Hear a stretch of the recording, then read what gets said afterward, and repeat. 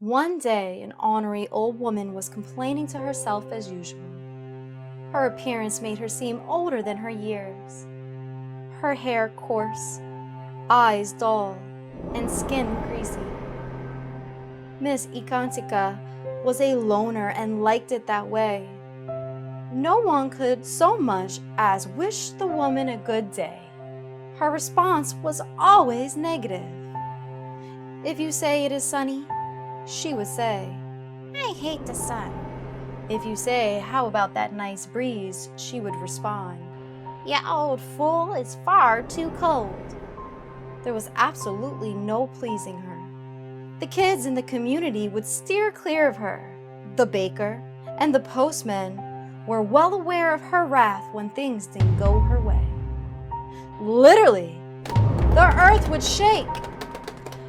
Everyone knew to move out her way.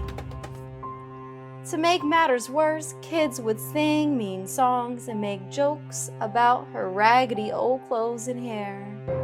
Na na na na na, Miss Ekantika looks like she's messy.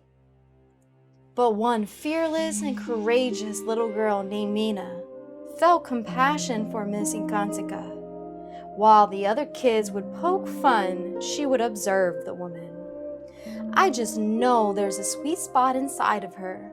Something must have happened to her," she told herself.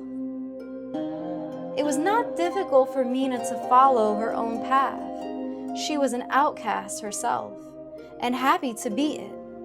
Mina enjoyed listening, thinking, and considering the ways of life, even more than most adults. She was well beyond her years. She saw something in the woman similar to herself. If this woman could change, maybe there is hope for a loner like me too.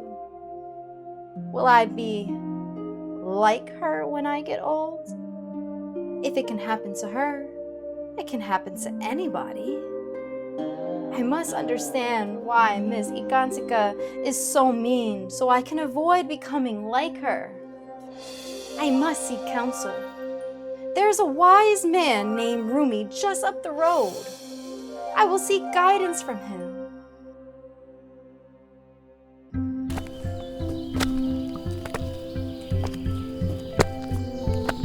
The life that surrounded her was gorgeous. The glory of the trees and the intense air so refreshing. She experienced a vast amount of gratitude. It was beautiful. She arrived at a large door covered with jasper, emerald, and gold. No more than 3 feet tall, she stood at Rumi's door. Gathering courage, she knocked. A man called out, "Come in."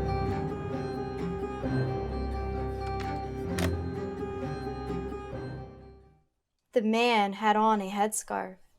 He was old in years, but in no way resembled the age of the woman. He waved her in. Approaching slowly, Mina bowed to the man. He closed one eye to focus on who was in front of him.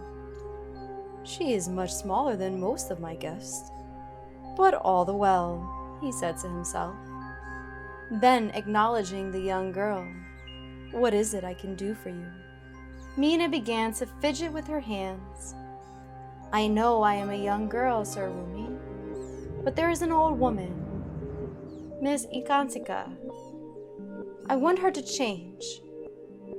If she doesn't, then my fate will be the same as hers, mean and alone. And I just know she has a good heart. What can I do to help her? If I can help her, then there is hope for me as well." Rumi smiled and laughed. "My dear, some people were born with wings but prefer to crawl anyway." "Sir Rumi, I'm not sure I understand." When a person crawls, they cannot find contentment. Their inner soul knows there is something better, but they are stuck. Miss Ekantika is stuck. Come, take a seat. I will tell you the story about Miss Ekantika. Long ago, Miss Ekantika was a very popular and beautiful young woman. She was nice and kind to others. She understood that rain grows flowers, not thunder. She preferred to squeal in joyous laughter. Her outlook on the world, pleasant. She noticed the beauty in everything. But her one flaw that proved to be disastrous. She was easily influenced by what people thought of her. Her father told her to ignore those that make her fearful and sad with their words, because it would distract her from her purpose. He warned her that gossip would weaken her.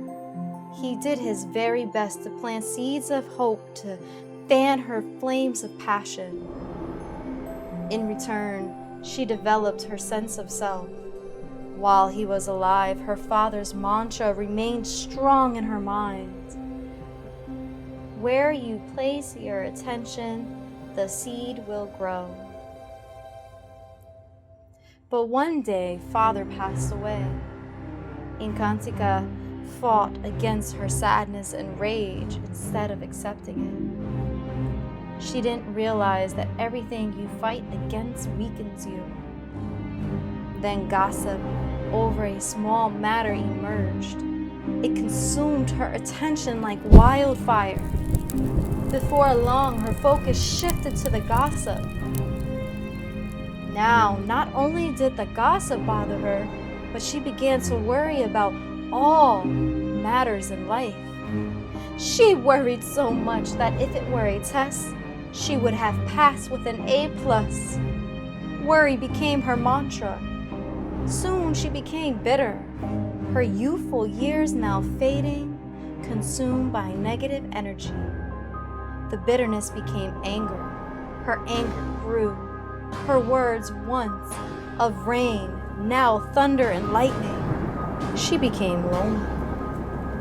Deep in her heart, she desired blooming relationships, but lost sight of how to find them.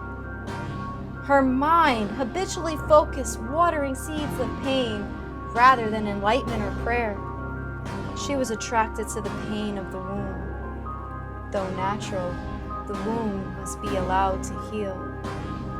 Today, this is the Ekantika that you see.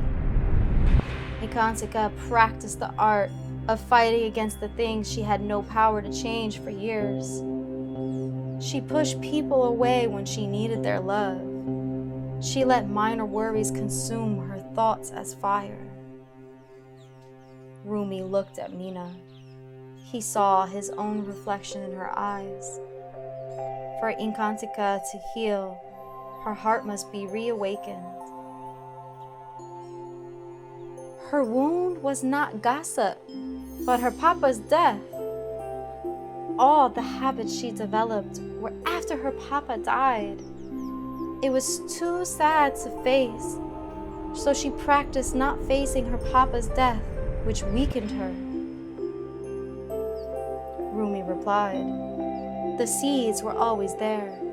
Ekantika just needs to focus on watering them again." She has to make a choice to practice focusing on things that will help her to heal. Like what? Mina inquired. It starts with the present moment. Miss Ekantika has to make the choice to walk out of the prison she created for herself. Mina, you can show her the door is open. Share with her the things she can practice. She must replace worry, bitterness, and anger with gratitude, love, and acceptance. Last, Mina, don't be satisfied with the stories of others. You are not Miss Ekantika, but Mina, and you have your own story to tell.